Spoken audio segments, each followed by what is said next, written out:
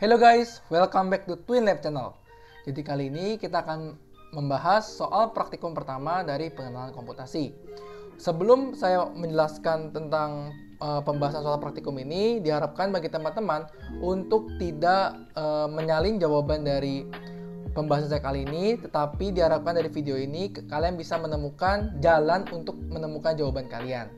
Oke teman-teman, saya harap seperti itu supaya kalian tidak mendapatkan sanksi dari akibat pelanggaran melakukan plagiat gitu ya, melakukan plagiat dengan sesama temannya gitu. Oke teman-teman, jadi kita langsung masuk aja ke pembahasannya. Oke teman-teman, kita sudah masuk ke soal nomor 1. Di sini kita lihat dulu ya teman-temannya problemnya. Yang pertama ini kita baca. Jadi di sini Tuan Rick dikatakan Tuan Rick itu menjadi dosen dalam sebuah mata kuliah anonim. Ya. Tuan Rick itu menetapkan 4 ujian ya dalam kelasnya dengan rentang ujian itu 0 sampai 100. Syarat untuk lulus dari kelas Tuan Rick adalah sebagai berikut. Jadi di sini ada 2 syarat. Yang pertama adalah semua nilai ujiannya itu nggak boleh kurang dari 50. Kalau kurang dari 50 ya, maka dia dikatakan tidak lulus. Oke. Nah, sebaliknya dan rata-rata nilai ujiannya harus 70 gitu ya. Oke. Jadi di sini kita langsung terus saja algoritmanya ya teman-teman ya. Di sini saya akan menunjukkan untuk algoritmanya. Jadi apa algoritmanya? Pertama saya akan buat dulu deklarasi suatu nilai untuk menampung nilai variabel ujian. Yaitu di sini N1 ya. N1 itu integer input ya. Input apa nilainya ya, masukkan nilai ujian 1 gitu ya. Oke, selanjutnya N2 integer input, masukkan sebentar ya teman-teman ya,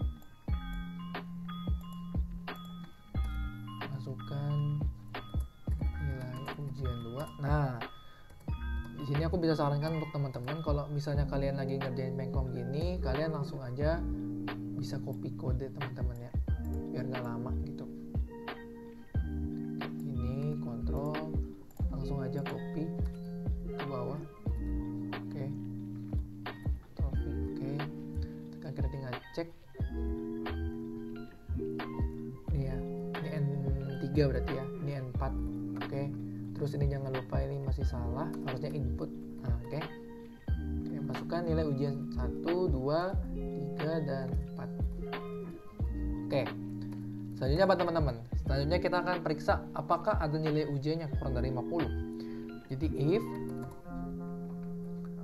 nilai N1 gitu ya, N1 kurang dari 50 or, nah di sini kita juga bisa ya.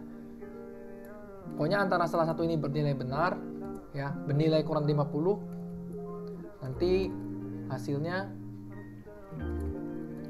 akan mengeluarkan output apa teman-teman? Mengeluarkan output dia tidak lulus gitu ya. Ini N1, ini N2, ini N3, ini N4. Oke.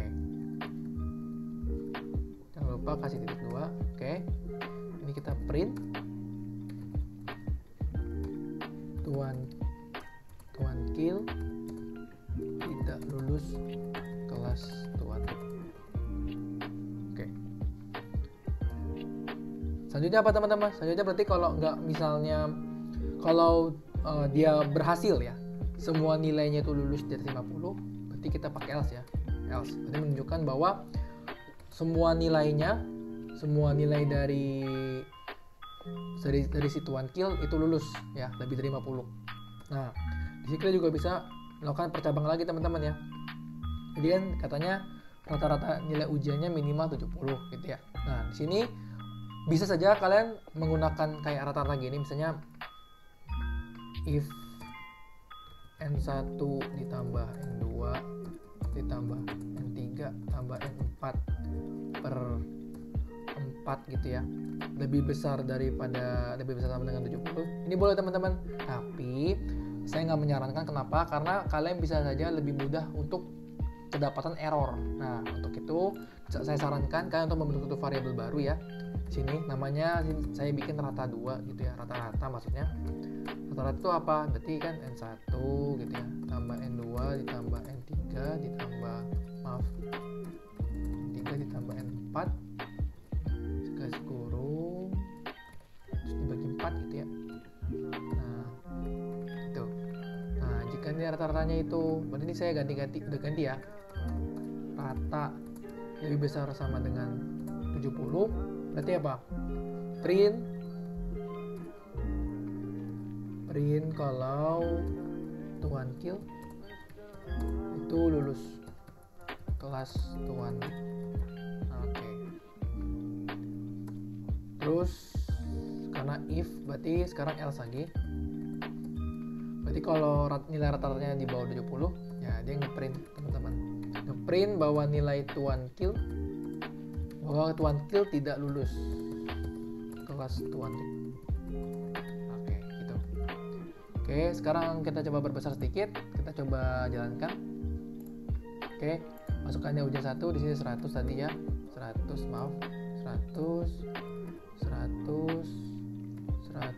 terus ininya contohnya 69. Oke, oh maaf teman-teman ya. Rata 2 harusnya ini. Rata 2. Oke. Karena nggak ada variabel rata. Oke. Ulang ya. Ini 100, ini 100. Terus ini 69. Oke, Tuan Kill lulus kelas Tuan Rick gitu ya teman-teman. Jadi kita coba lagi kalau misalnya nilai rata-ratanya itu sekarang kayak jelek gitu ya, di atas di atas 50 tapi rata-ratanya jelek, misalnya 60 gitu ya. Nah Tuan Kill tidak lulus kelas Tuan Rick. Nah satu lagi, kalau misalnya cek kalau ada salah satu aja nilainya itu 49 misalnya, kan di bawah 50 tuh, yang lainnya 100. Nah langsung ya Tuan Kill tidak lulus. Jadi saat masuk ke if pertama dia langsung dieksekusi, Tuan Kill tidak lulus kelas Tuan Rick. Itu teman-teman. Oke, sekarang kita lanjut ke soal nomor 2. Oke teman-teman, untuk soal nomor 2 ini kita coba baca dulu ya teman-teman ya. Pertama, Tuan Rick sedang mempersiapkan pembagian kelas untuk mata kuliah pengenal komparasi 2021. Kemudian kita diberi masukan jumlah seluruh mahasiswa, diberi masukan jumlah kelas. Nah, terus kemudian harus dibagikan ke setiap kelasnya ya. Si mahasiswa ini dimasukkan ke setiap kelasnya, harus sama banyak. Oke, jadi sini saya akan coba membreakdown dulu idenya teman-teman. Jadi misalnya di sini katanya ada 100 dibagi 5 itu gampang ya, 20. Nah, sekarang bagaimana kalau ada 100 sama 6 gitu ya. Jadi kok misalnya di sini saya bisa breakdown, misalnya di sini ada 100 teman-teman. Nah, 100 itu akan dibagi pada 6 kelas nih. Dibagi menjadi 6 kelas gitu ya. Nah, tapi kita tahu kalau 100 dibagi 6 itu akan ada yang nggak sama. Terus gimana cara pembagiannya ya? Cara pembagiannya begini. Jadi kita melakukan pembagian yang paling dekat dengan 100 gitu ya. Jadi kalau kita bagi dengan bagi 6 ini, itu paling gede itu harusnya ada 16 ya. Jadi kalau ini 100 dibagi 6 itu harusnya 16 koma. Oke, koma berapa. Nah, karena di Python itu kita bisa menemukan angka yang paling mendekati aja gitu ya. Paling mendekati itu kita pakai floor. Jadi 100 floor 6 gitu ya. Itu hasilnya pasti bakal 16. Nah, tapi kalau kita perhatiin teman-teman ya. Jadi kalau 100 itu kalau 6 dikali 16 itu sisa berapa? 6 kali 16 itu kan 96. Berarti sisa 4 ya. Tambah 4. Nah, ini 4. Jadi ada 4 mahasiswa yang tersisa gitu ya. Jadi ini ada 6 kelas. Misalnya ada 6 kelas. 1 2 3 4 5 6. Nah, di sini tuh 16 orang, di sini 16 orang, di sini 16 orang, ini juga 16, ini 16, ini 16. Nah, ini kan totalnya baru 96 ya. Nah, maka ada 4 mahasiswa lagi nih, ada 4 mahasiswa lagi. Ini saya tulislah 1, 1, 1, 1. Nah, 4 mahasiswa ini bakal didistribusikan ke sini, yang ini juga bakal didistribusikan ke sini, yang ini bakal ke sini, yang ini bakal ke sini. Makanya dia ada 4 mahasiswa yang 17 ya. Ada 4 kelas yang mahasiswa yang 17 dan ada 2, ini 2 tersisa ya. 2 tersisa. 2 dikali 16. Gitu. Itu idenya teman-teman ya. Ini kalau totalin harusnya sama sih. 4 kali 17 itu harusnya 68 ditambah 32 100 ya. Oke, begitu. Oke, sekarang kita akan coba di algoritmanya teman-teman ya. Oke, algoritmanya gimana? Seperti biasa, pertama masukkan dulu ya jumlah mahasiswa. Di sini jumlah mahasiswa saya masukkan ke dalam variabel M ya, biar gampang, mahasiswa gitu. Integer, input, seperti biasa masukkan mahasiswa. Terus habis itu apa? Kelas ya, kelas. Integer input, masukkan jumlah kelas. Oke, selanjutnya apa? Nah, sekarang kita cek dulu. Kasus yang paling mudah adalah di saat dia itu tidak ada sisa, teman-teman ya. Artinya habis terbagi. Kayak ini contohnya. Ada 100 mahasiswa dan kelasnya 5. Ya berarti kalau disebar ratakannya 100 dibagi 5 ya, 20 mahasiswa setiap kelasnya. Jadi kita masukin if, teman-teman ya. If mahasiswa habis terbagi oleh K gitu ya. Mahasiswa habis terbagi K. Begini cara menyatakannya. Nah ya teman-teman ya, ini namanya boolean. Jadi pakai sama dengannya 2. Jadi jangan kebalik ya teman-teman ya. Kalau sama dengan 1 itu namanya operator assignment, di mana nilai dimasukkan ke variabel. Tapi kalau sama dengan 2 itu menyatakan hubungan korelasi. Jadi nilai M modulo K ini harus sama dengan 0 gitu ya. Oke, jika dia habis terbagi, ya udah, gampangnya gimana? Gampangnya kita harusnya ngeprint gitu ya, ngeprint, tapi kita daripada ngeprint langsung, kita bikin dulu variabelnya ya teman-teman ya. Variabel mahasiswa di kelas gitu ya, di kelas, mahasiswa di kelas. Oke, mungkin aku kasih MDK aja ya biar nggak capek. Mahasiswa di kelas itu ada berapa totalnya? Totalnya adalah M ya, M dibagi dengan K itu. Jadi kalau kita print, setiap kelas memiliki setiap kelas memiliki MDK gitu ya. Sini setiap kelas memiliki MDK mahasiswa. Nah, di sini tambahin ini, kita tambahin ini, terus tambahin F. Nah, ini formatting ya teman-teman. Jadi kalau tambahin F depannya, terus kita kasih kurung siku. Jadi dalam kurung siku itu akan menunjukkan nilai dari variabelnya. Jadi kan MDK ini suatu variabel. Nilainya itu adalah M floor K gitu ya. Di sini kenapa aku harus pakai floor? Karena kalau misalnya kita bagi gini, nanti itu hasilnya pasti float teman-teman. Nah, kalau mau, ini bisa juga kita bikin jadi integer gini. Kita bisa bikin kayak gini. Cuman terserah teman-teman ya. Di sini saya boleh pakai integer. Kalau nilai integer berarti dia nggak akan koma gitu ya. Oke, selanjutnya apa? If else ya. Kalau dia nggak habis terbagi gitu intinya. Si mahasiswa nggak habis terbagi oleh si kelas.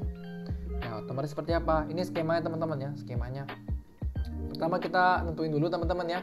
Kira-kira nilai yang paling mendekati oleh pembagian kelas itu berapa gitu ya. Berarti kalau misalnya contoh ini, berarti kita mau tahu kira-kira nilai yang paling mendekati gitu ya. Nilai mendekati itu MDK deh. MDK. Jadi mahasiswa di setiap kelas tuh terbagi berapa sebenarnya gitu ya.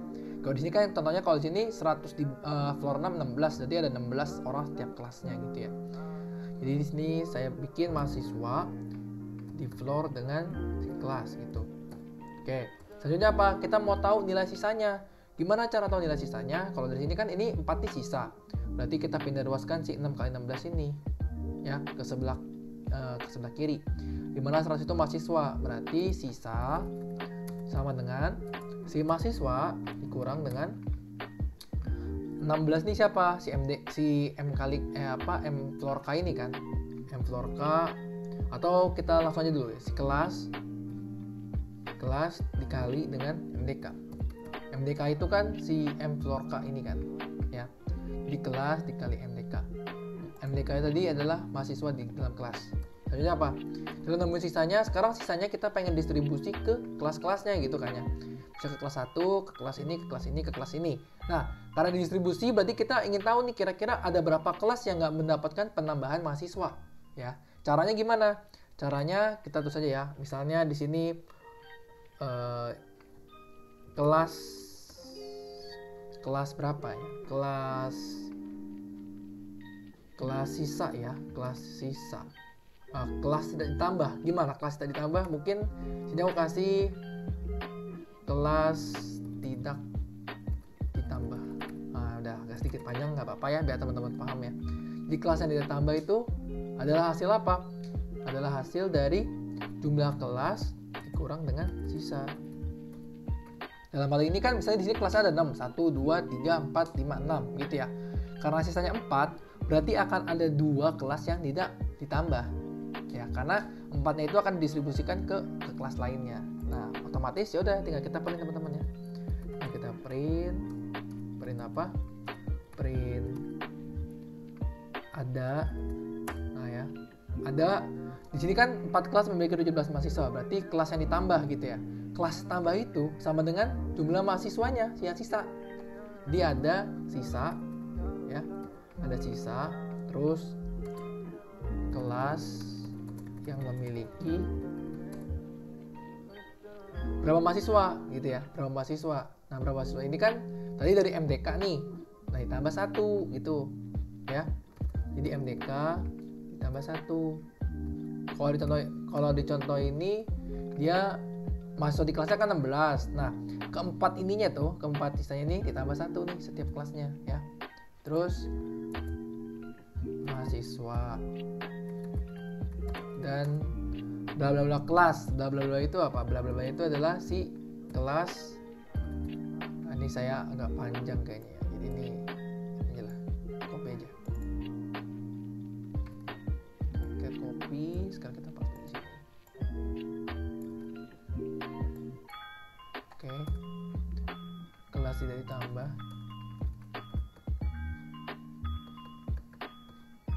Beda kelas yang tidak ditambah. Terus yang memiliki itu tadi MDK ya, dia nggak ditambah, jadi totalnya sama dengan mahasiswa di kelas yang awal gitu ya, mahasiswa. Oke, titik. Oke, jangan lupa tambahin depannya dikasih formatting ya teman-teman ya, tambahin F di sini. Oke, nah sekarang kita coba jalanin apakah ada error. Oke, masukkan jumlah mahasiswa misalnya 105 gitu. Oke, setiap kelas memiliki 20 mahasiswa. Kita coba 100 sama 6 ya. 100 sama 6. Nah, ini ya. Ada 4 kelas yang memiliki 17 mahasiswa dan ada 2 kelas yang memiliki 16 mahasiswa. Gitu ya teman-teman ya. Jadi yang ini sudah benar. Mungkin sudah cukup jelas ya teman-teman ya. Kita lanjut ke soal berikutnya ya.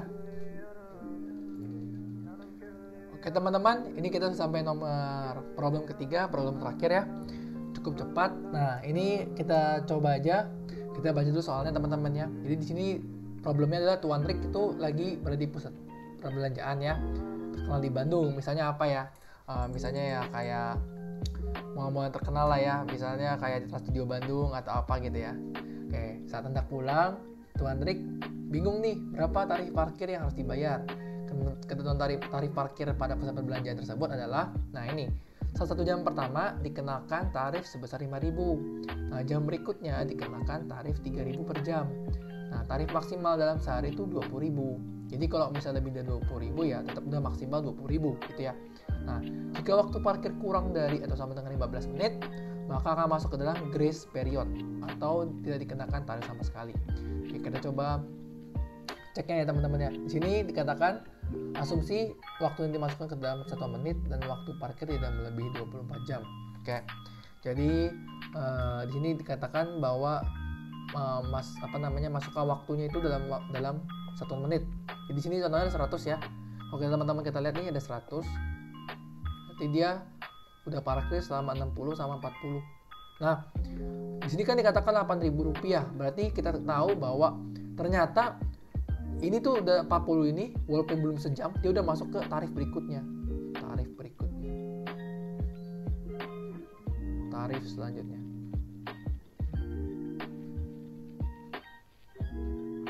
Oke. Terus tarif selanjutnya. Ini kan kena tarif awal gitu ya. Tarif awal.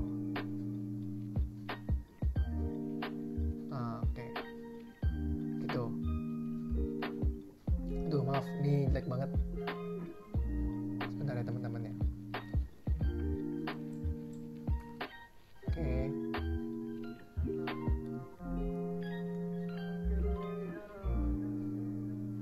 Tuh, maaf. Tarif. Oke, tarif awal gitu ya. Nah, sekarang kalau kita berarti kita bisa simpulin teman-teman ya. Kalau misalnya dia 60 menit, ya berarti dia bayarnya tarif awal aja nih, tarif awal aja. Nanti dia bayar 5.000 goceng ya. Oke. Sekarang kita coba masuk ke eksekusinya teman-teman ya. Kita masuk ke sini. Kita tulis dulu ini algoritma. Oke. Nah, sekarang algoritmanya gimana? Kita tentuin dulu teman-teman ya variabelnya. Di sini kita cuma mendapatkan variabel waktu. Ya. Waktu sama dengan trigger input, masukkan waktu parkir. Kedua, oke. Selanjutnya apa teman-teman? Nah, di sini kan kita bakal mau mengeluarkan tarif. Nah, seperti saya katakan di awal, ada baiknya kita mendeklarasikan nilai variabelnya supaya operasi dalam if itu tidak terlalu ruwet gitu ya, tidak terlalu ruwet sehingga nanti juga kita akan lebih mudah untuk menemukan errornya. Oke, di sini saya akan mendeklarasikan dulu ya. Tarifnya itu awal-awal tuh 0. Jadi dia anggapnya ya masih nilai default, tarifnya tuh 0. Ini apa? Kita pakai if. Yang gampang dulu teman-teman ya. Jangan langsung naik ke atas dulu. Kita pakai if yang paling bawah dulu aja biar gampang. Ketika if waktu kurang dari sama dengan 15 gitu ya. Berarti apa? Print tarif yang harus dibayar Tuan Rick sebesar. Nah, di sini kalian bisa tulis Rp0 atau kalian juga bisa tulis tarif ini tadi kan, karena nilai tarif tadi kan 0 gitu ya. Karena itulah saya bikin nilai default supaya bisa dipakai di situ. Print tarif biar seragam teman-teman ya, biar seragam. Tarif yang harus dibayar Tuan Rick itu 0. Oke. Selanjutnya apa? Berarti ya else ya. Di sini else artinya waktu lebih dari 15 menit. Nah, tapi di sini juga kita bagi di kasus pertama di saat nilainya itu pas gitu ya teman-teman. Jamnya itu bisa pas 1 jam atau kelipatan 60 lah ya, atau kelipatan 60 yang ada lagi bukan kelipatan 60. Karena kalau kelipatan 60 itu kita bisa lakukan ini teman-teman ya. Kita bisa menentukan jamnya tuh waktunya tepat gitu ya. Waktunya tepat. Jadi gini. If waktu di modulo dengan 60 itu sama dengan 0, artinya dia kelipatan 60 teman-teman ya. Kelipatan 60 artinya apa?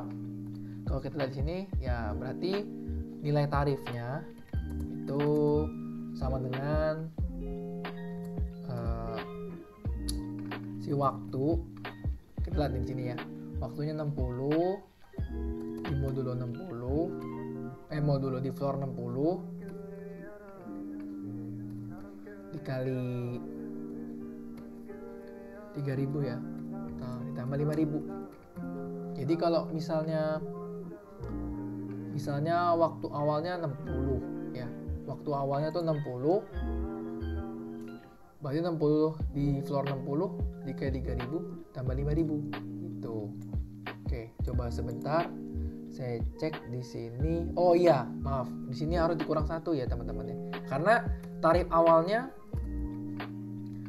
goceng. Jadi kalau misalnya waktunya 60 menit ya berarti itu kan masuk tarif awal aja. Nah, kalau misalnya di sini kan tarifnya 60 menit gitu ya. Misal tarifnya 120. Ya, coba contohnya 120. Kita floor 60. Berarti kan 120 ini kan sama dengan 2 jam. 120 di floor 60 ya berarti 2. Nah, berarti dia ada 2 jam nih ya kan? 2 jam nih. 2 jam. Di jam pertama 1 jam pertama itu dia goceng. Di 1 jam selanjutnya dia 3.000. Nah, jadi dikurang 1 ini itu buat si gocengnya ini teman-teman, buat si gocengnya ini. Dan sisanya itu di 3.000-in gitu ya. Jadi karena jumlah waktunya itu dalam jam itu dikurang 1. Kenapa? Karena satunya itu termasuk masuk jam pertama teman-teman. Jadi goceng gitu. Dan soalnya kita print tarif yang harus dibayar Tuan Rick sebesar berapa itu? Sebesar tarif. Oke, nah kan biar seragam gitu ya. Rupiah. Oke. Nah, ini jangan lupa kasih formatting. Terus habis else, sekarang kita masuk ke if ya. If habis itu else berarti ya. Jadi bagaimana kalau misalnya waktunya itu tidak habis dibagi 60. Misalnya ini kayak ini 100 gitu ya. Ya berarti kita harus lakukan modifikasi teman-teman di sini ya. Di sini tarif plus sama dengan hampir sama teman-teman ya. Mindsetnya tuh kayak yang atas waktu di floor 60 gitu ya. Kemudian karena waktu di floor 60 misalnya 100, di floor 60 kan 1. Nah, berarti ini dikali 3000. Dikali 3000. Ditambah goceng. Tuh. Nah, oke. Mungkin seperti ini ya. Oke, skematiknya gimana cara berpikirnya? Nah, kita lihat aja di sini teman-teman ya. Misalnya di sini di 100 ya. 100 di floor 60 itu 1 ya. Jadi kalau kita lihat nih, kalau di floor sama 60 itu sama dengan 1. Nah, 1 itu langsung masuk ke kemana? Ke tarif. Ke tarif sini nih. Tarif selanjutnya. Karena dia udah melewati 60 gitu anggapannya. Jadi kita anggaplah tarif awal ini udah jadi nilai defaultnya dia gitu, 5000. Nah, contoh lainnya aja misalnya 40 ya. 40 di floor 60 itu sama dengan 0. Nah, di sini kan 0 kali 3000. Nah, tapi dia udah inget, dia udah masuk ke jam awal, udah lebih dari 15 menit. Berarti masuk yang tarif awal, goceng gitu teman-teman. Begitu ya cara berpikirnya teman-teman ya. Nah, karena udah kayak gitu tinggal kita print deh. Selanjutnya. Ini salah. Print. Tinggal naikin atasnya ini. Tinggal kita copy paste gitu ya teman-temannya, ini atasnya enak sekali. Oke, copy paste yang atas, masukin ke sini. Oke. Begitu. Sekarang kita akan coba jalankan. Oke, masuk ke waktu parkir misalnya 100. Oke ya. Tarif yang harus dibayar uang Rick. Oh, ini Tuan Rick, maaf ya. Tarif yang harus dibayar Tuan. Kurang sedikit teman-teman, maaf. Tuan Rick. Oke, kita coba yang lain teman-teman ya. Misalnya 15. Tarif yang dibayar Tuan Rick sebesar Rp0. Lanjut lagi teman-teman, bisa satu lagi 305. Oh iya, maaf, ini saya lupa tambahin ya. Jadi harusnya ada tarif maksimal dalam satu hari. Jadi di sini kita tambahin ya, if waktu 60 gitu ya. Nah ini kita tambahin lagi apa? Tambahin if lagi. Jadi di dalam if ada if gitu. If tarif lebih besar daripada 20.000 gitu ya, lebih besar daripada 20.000. Kedua, kita akan ngeprint si nilai 20.000 ini. Jadi tarif yang harus dibayar.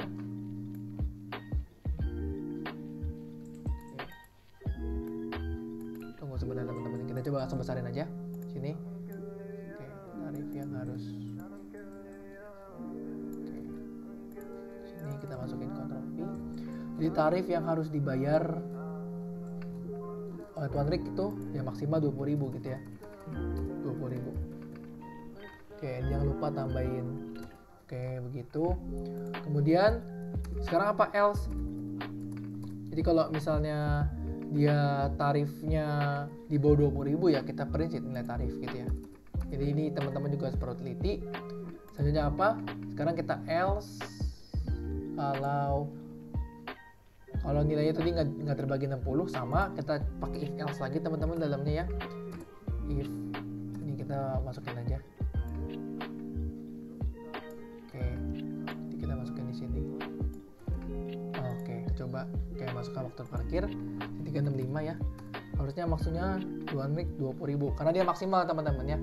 Jadi karena dia udah melebihi 20.000 ya berarti harusnya dia tetap 20.000. Terus kita coba misalnya dia 100 harusnya 8.000, dan kalau misalnya 40 dia goceng, terus kalau misalnya dia 15 harusnya 0 rupiah. Oke, jadi teman-teman ya. Jadi sekian aja penjelasan saya kali ini. Bagi teman-teman yang masih memiliki pertanyaan dan belum paham gitu ya teman-teman ya, ada yang mau ditanyakan lagi, kalian bisa taruh di link yang ada di kolom deskripsi, atau juga kalian bisa langsung taruh di dalam kolom komentar. Dan jangan lupa jika kalian suka dengan video ini, like video ini dan subscribe channel kami supaya channel kami bisa lebih banyak memberikan manfaat kepada kalian. Oke teman-teman, see you on next video, bye bye.